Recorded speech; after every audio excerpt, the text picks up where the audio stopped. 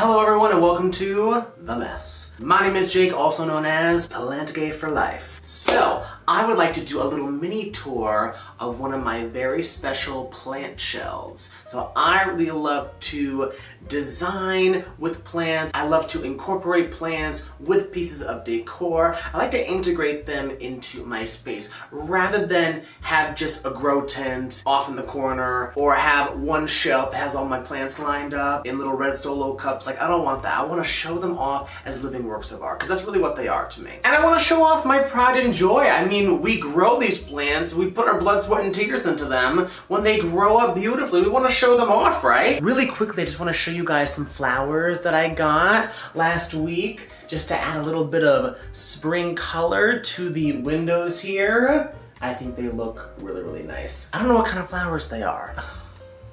I'm still learning my flowers, guys, but anyway, that's not what I am showing you guys. I'm showing you this setup right over here. So this right here is what I call my library because I have books on here, mostly plant books. I have decor, I have things that I've gotten on my traveling, and yeah, I'm gonna show you pretty much all of it. So let's take a closer look. So I'm going to start with the top. I'm gonna actually bring them down so you can get a better look at them rather than just try to show you what they are. So right here is a relatively new plant in my collection. This is an orchid. I got this at the Equigenera pop-up, and what's really nice about this orchid is that it has like a coconut smell to it. Yeah. Smells like coconut. Here are the flowers. I will cover my face so hopefully it focuses. Really, really nice color. And what really intrigued me about this plant is the structure of it. I really like plants where if you're getting them for the flowers, can they give you something in their foliage when they're not flowering? Can they still be cute? Sometimes orchids are rather unremarkable, even kind of ugly looking, like the noble dendrobiums, which actually are deciduous, so they'll lose all their leaves and they look kind of half dead. And then they flower, and then they look beautiful. I don't really like those types of plants, but I do like plants where even when this is not flowering, it's still quite interesting to look at. It's like grassy on top, kind of cascading or fountain effect, and then it has these bulbs here. And the reason you can tell if it's getting enough water is if the bulbs are puckered or plump. And they're just getting a little bit puckered, so I'll go ahead and water again very soon. But I can feel the top, it's not totally dry yet, so I won't water it just yet, but I'll probably water it maybe tomorrow or the next day. There he is right there. Oh, this is just like a gold Shakespeare book. It has all the Shakespeare stuff in it. You know Shakespeare, the guy who wrote those things, yeah. Oh, I got a whole bunch of these cool things from the indigenous village in Panama. I have a video on that, which I'll link below if you want to go check that out. But look at what one of the locals made. It's a hummingbird, and this right here is a heliconia that it's probably pollinating, I guess. And I love heliconias. I wish I could grow them indoors. You really can't grow them indoors. It is so cool, it's so intricate. And then up here, I have these that were also made by the indigenous people. These little like baskets, and I used them to hold these really cool air plants. Oh, one just fell. And don't they look cute?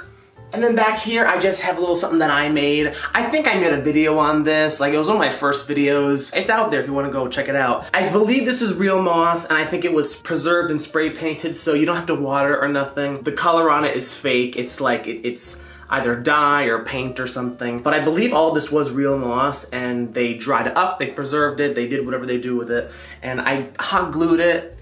And yeah, and I turned it into this cool thing. And it's a beautiful work of art that looks like greenery, it looks like it's living, but you don't have to care for it, guys.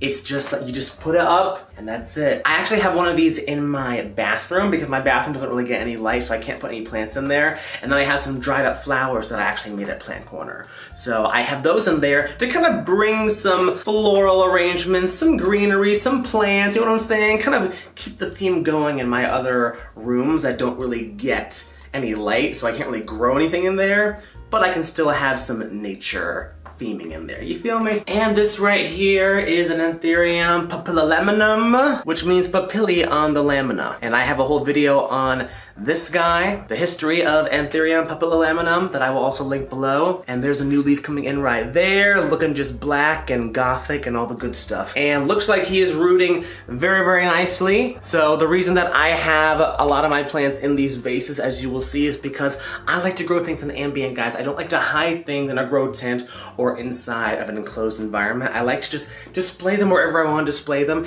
And as the plants grow, they're going to outgrow a certain space, so I gotta put them somewhere else. So I'm always moving plants around, because right now it's like 50% humidity, and because it's a rainy day, that's pretty high for us right now. Usually it's like 40% humidity as we go into spring and summer, and then winter time, it's like 30% humidity, but it ain't no thing for these guys because they're growing in vases. So that is the secret, guys. Moving down here, let's actually zoom in a little bit. Here we have some books. I'm gonna be honest, guys, most of these books I haven't read. Some of them I've read, but some of them I plan to read in the future because they intrigue me. Some of them are also just coffee table books with pictures in them, and I like pictures, you know. That's why I have a lot of these books, because they're pretty to look at. They're like plants, essentially. But this is what I'm calling my no ID that I bought as an Anthurium dresslery. So maybe I'll call it like a CF dresslery, like it might be a dresslery or it might not be, not really sure. It could be a certain eco-type that has a very specific look to it. I wasn't really able to get any specific information on the plant itself from the seller. Is that focusing? Look, I mean, the leaf is so dark you can't tell. There's the newest leaf, grown totally in ambient conditions, so it's doing quite well. I don't think it's focusing. Is it focusing? Oh God, my skin looks horrible today. It's so muggy outside and I'm just like sweating. Look, that leaf is so dang dark. You can't see. Ding dang dong to dig darkness. So ding dang dark. This one also flowered recently, so this is a flowering size. Right over here, we have a pitcher plant. I actually have, I think, 3 pitcher plants in here, and I love these things. You just have to let them sit in water, and it has to be distilled water. They just love staying wet. They're bog plants. These actually, I believe, are epiphytes. But all the other carnivorous plants that I own in my terrarium are terrestrial bog plants, I believe. So, but yeah, so we have some different pitchers here. Let me bring the light closer. So can you see we have these pitchers right here, and then we have these kind of darker ones here, and then I just recently put this guy in. Where is his picture? Oh, he's got little red pictures. Do you see right there? Now these pictures used to be red like this, and they turned into this. So I'm gonna put this guy in here and see if he turns into this or if he becomes his own thing. We'll just have to see. And they grow pretty compact, so they will eventually need like a stake, or you'll need to propagate them or something, but they don't grow aggressively. You don't really have to worry about like staking them or anything for a while, especially when you get them small, because that's usually when you get them when they're small. But I love that. Just a nice pop of color, isn't it? Right over here, he's kind of acting like a, what do you call those things for the books? Like a book weight or whatever. That's what his pot is kind of doing.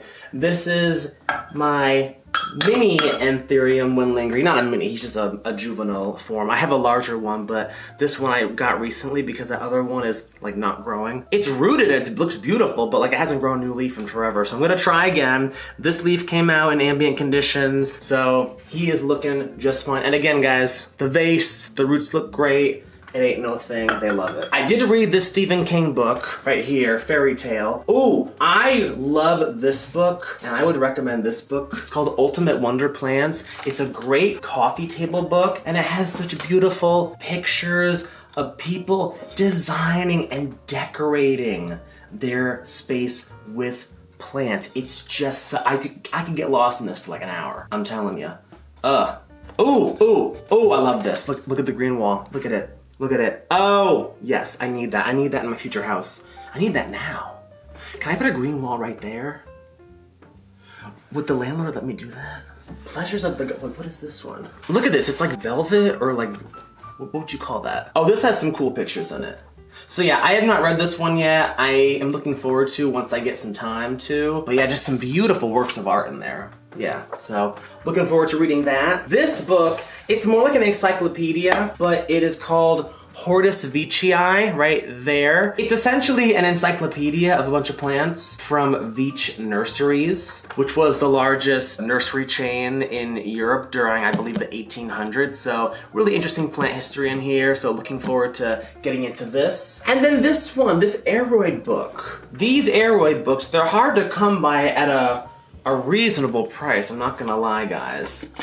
But this one's in pretty good condition, and it talks about not just tropical aroids, but temperate aroids. It has some really nice pictures in it, some really good information. Oh, these things right here, I love these and I wish I could grow these. The problem is, look at this, it's a temperate aroid. Does it grow in North America? There are some aroids native to North America, but that right there, it's beautiful. The problem is, guys, it smells like skunk, or it smells like a corpse. It's kind of like a corpse flower, essentially. So it's beautiful, but it'll make your garden stink. But I would love to do like a cross country or something and find these in the wild flowering. Moving down, I'm over here, guys. Moving down, we have this shelf right here. This I got from West Elm. It's just like a little, that's what I call it, because that's what it looks like.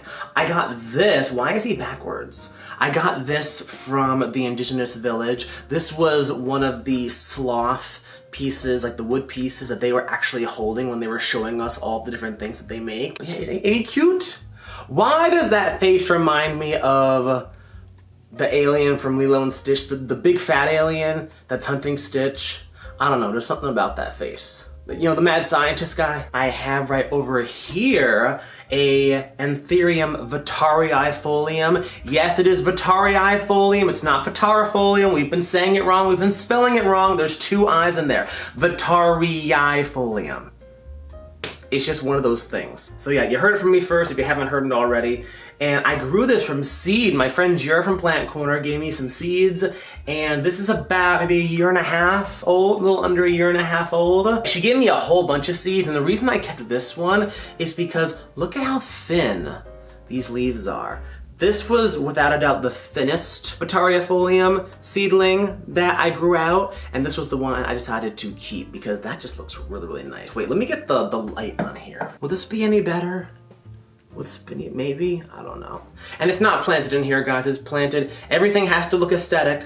So it's in an orchid pot, but I ain't gonna show that. Also, I don't want the algae to build up, so I have it covered in the dark, so the algae will not grow inside there. And I just have it right here, and it's looking cute. Oh, here I have some books by this designer called Michael Glassman, and he is featured on Dig Plant, what is it? Dig Plant Water Repeat? Yeah, Dig Plant Water Repeat. I really love that channel. I'm able to live vicariously through the woman who, you know, does the videos because I don't have a garden, and she features a lot of videos of this guy, and I just love his passion. I love how enthusiastic he is. I love how his brain works, and I just love hearing him talk. Like this one is called The Garden Bible, and it's basically just to give you ideas of how to display your garden, especially in small spaces, because I think it's very easy to work with a large space, but to work with a small space, I think that's where the real creativity can shine. Right over here, I have a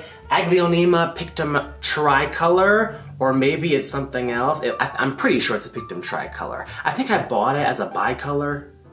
I don't know, but that kind of looks the same to me. Maybe it's different. If they're different, you can let me know in the comments, but it's close enough for me, guys. I've wanted this for years, and I finally got one at the Union Square Marketplace for super cheap, and look, it's popping. The thing is, guys, they lose their leaves. So do you see that main one is like a tree, because it has like a tree trunk and it loses its leaves? But the pups are filling it out and making it look really nice and bushy. And that's when they look their best, I think. So yeah, but let me just give you a little close-up of what these leaves look like. Oh, I'm dropping media everywhere. But look at it, it's like camouflage, guys. It's like freaking camouflage. That is so cool. Again, living works of art. That's why I love these plants. Right here is one of my many dressleries. I'm trying to grow this one in ambient conditions to see how it does. It's putting out a new leaf right now, as you can see, and it's got plenty of roots to work its way into that medium. It's planted in sphagnum moss, I believe, just sphagnum moss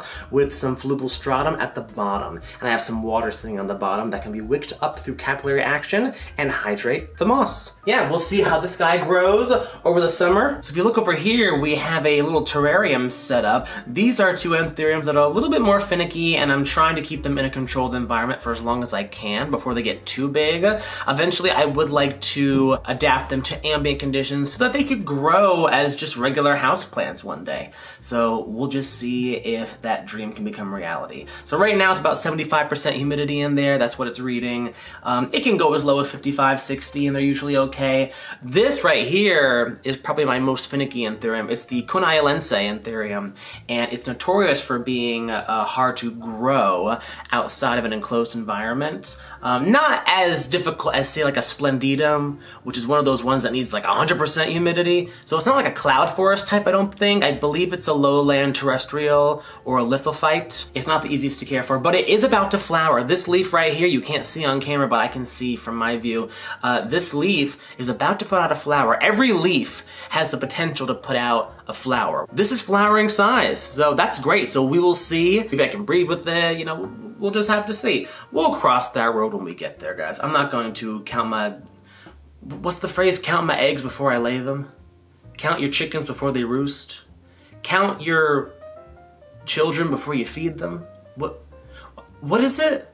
Count your blessings before you sign a deal with the devil? I forget. There's something. Oh, and then right down here is a skull. That is a real skull, guys. I got that in Panama, allegedly. Hi, baby. I have one of your friend's skull.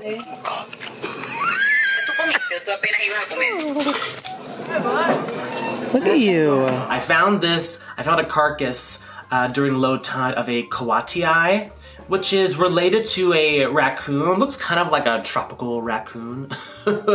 And a very cute little animal, but I saw a dead one, and this skull was like perfectly intact with the teeth and everything. There's only like a couple of teeth missing. Isn't that cool? So yeah, he stunk for a long time, so I had to soak him in water the whole week, because I got him like halfway through the week, and then I had to just soak him in water outside on the patio while we were in Panama, and just try to get any, like, you know, flesh and all that stuff, make sure that was off him. I used gloves, don't worry, I used gloves. And then when I got back, I put him in warm water with soap, dish detergent, and all that stuff. And then at the very, very end, when he was just, like, he had no smell except for, like, when you were, like, putting him right to your nose like this. He had a little bit of a funky smell to him. I sprayed him with disinfectant spray. Like when you spray something, I don't know, like when you're cleaning your house for spring or something. I just sprayed him with that, and now he doesn't smell no more. Maybe there was a better way to do that. I don't know. But yeah, I didn't use bleach. I didn't use anything crazy. I didn't use alcohol. I think I was actually told don't use any of those because that actually might damage it. But yeah, so I have it in there to kind of create like a terrarium feel to it, I guess. Because you know, the thing is that these plants, they're on display, but they're also in an enclosed space, and it looks a little bit awkward. So I was hoping that maybe the skull would kind of like create the terrarium look. Like maybe I had a lizard in there or something. I don't know, guys. I'm just trying to figure it out. I'm not perfect when it comes to plant interior design, but I'm trying. Oh, let me just show you a close-up of this newest leaf. Let me go back to the dresslery real quick. Now, this particular dresslery, he loses a leaf every time he puts out a new one. So he's very, very weird. I'm still trying to figure out what that issue is. So if I can figure it out, I will let you know, but we'll just have to see. But yeah, he put out this leaf, he dropped his other one, and now he just has two. So he only has 2 leaves at a time. That's just how he's been since I got him as a little seedling like 6 months ago. Maybe it's a genetic thing. I don't know. But let's move on to this guy. He's really cool. This is my variegated Philodendron gloriosum.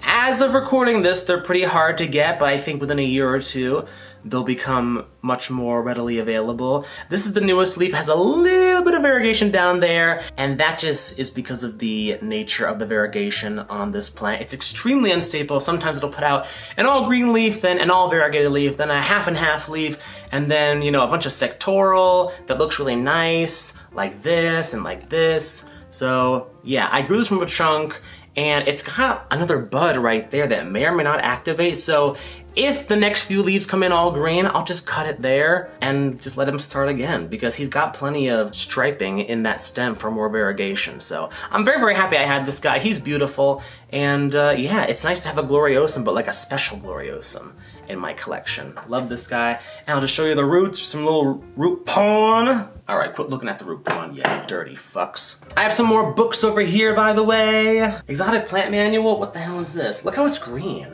I love books that are decorative. Oh, look, yeah. So it's all black and white, but there's a lot of, or well, mostly black and white, but it has a lot of really interesting information in here. So again, it's sort of like an encyclopedia.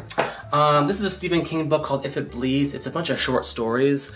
I also have read that. I don't really read, guys. I'm just gonna be honest with you. I have Enid's book, Welcome to the Jungle, and I'm gonna be honest, guys, I was a bit disappointed with this book. Hot take, was a bit disappointed because when I was first reading this book, Enid was really going into like how she started and, you know, where she was in the early 2000s with her plant collecting and how it all changed in the last few years, and then COVID and everything. And that was the most interesting part of the book, and I wanted her to go more into that.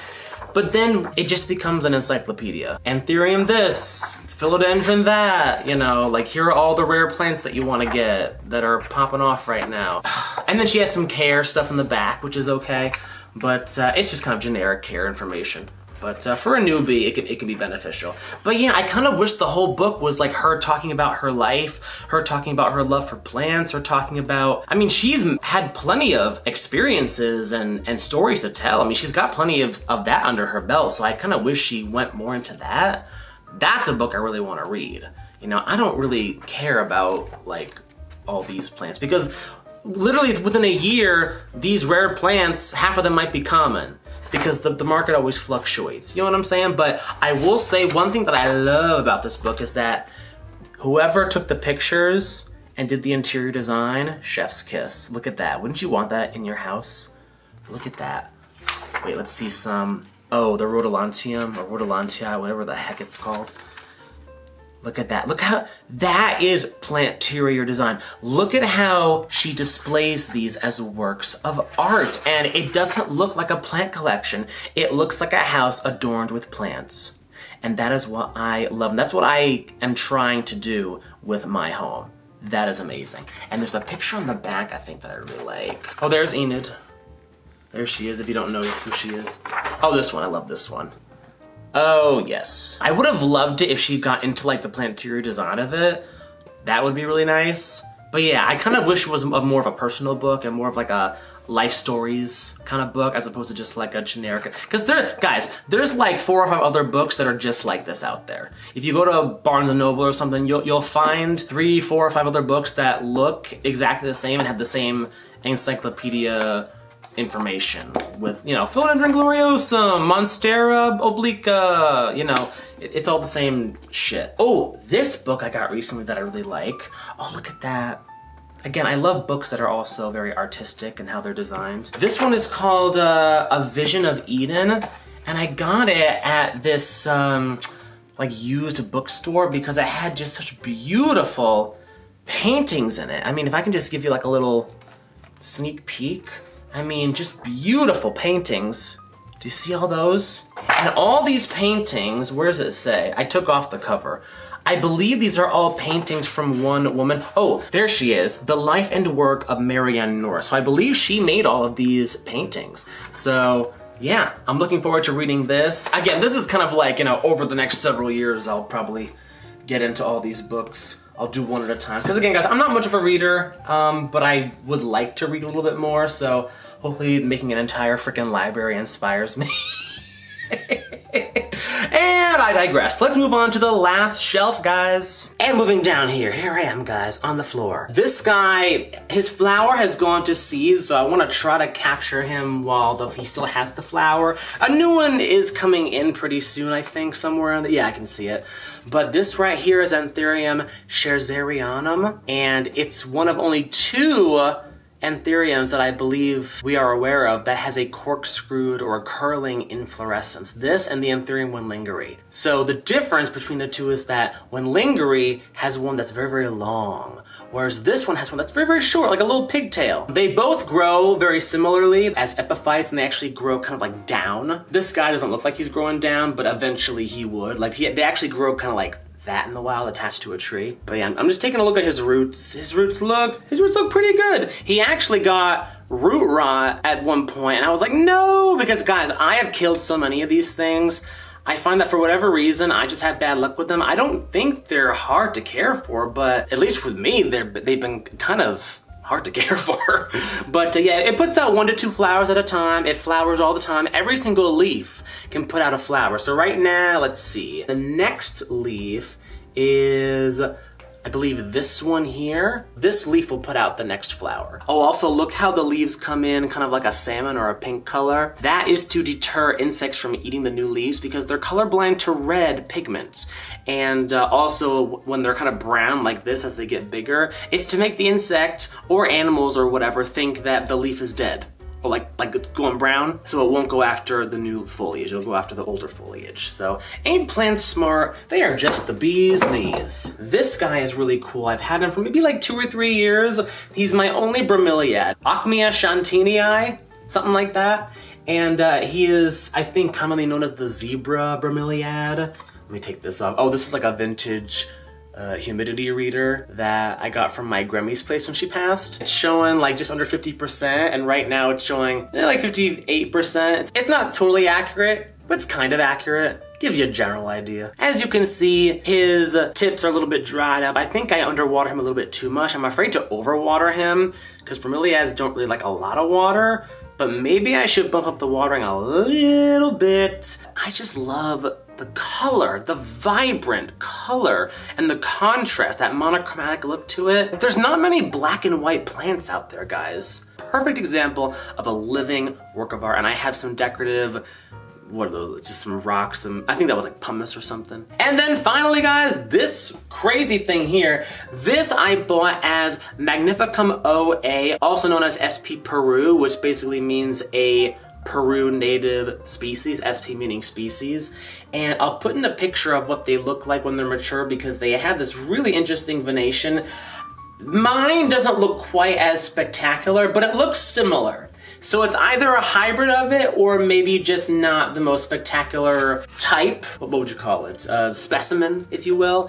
But he is quite different from my other ones. He has a different shade of green. He's very iridescent. This leaf is a little bit warped, but when they come in, I'll put a picture right now of what this leaf looked like just a week ago.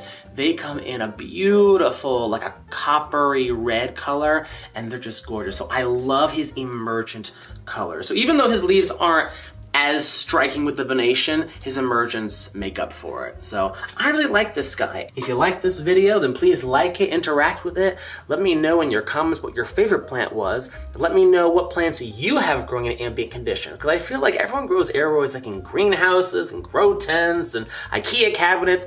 Can we get some plants grown in ambient conditions again, people? Come on, get your aroids in ambient conditions, guys. I'm just telling you. And let's get rid of the humidifiers. I have no humidifiers, have not had humidifiers in a long time. I have a whole video on that, which I'll also link below. But yeah, guys, this has been Jake, also known as Plant Gay for Life. All right, guys, I'm out of here.